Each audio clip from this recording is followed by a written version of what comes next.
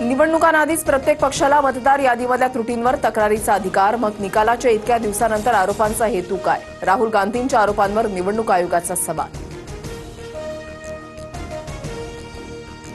राहुल गांधींनी मतचोरीच्या आरोपांबाबत 7 दिवसांमध्ये प्रतिज्ञापत्र द्यावं, अन्यथा निराधार आरोप केल्याप्रकरणी देशाची माफी मागावी, मुख्य निवडणूक आयोगाचं आव्हान.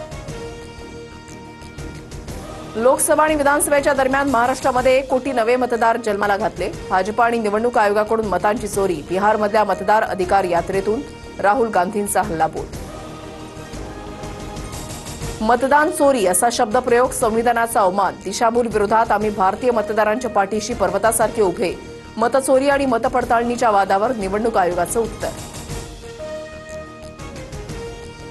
2024 मध्ये ज्यांच्या सहकार्यानं मोदी निवडणूक जिंकले ते माजी निवडणूक आयुक्त राजीव कुमार कुठे आहेत? राजीव कुमार यांनी राहुल गांधींच्या आक्षेपांवर उत्तरं द्यायला हवीत, संजय राऊतांचा निशाणा.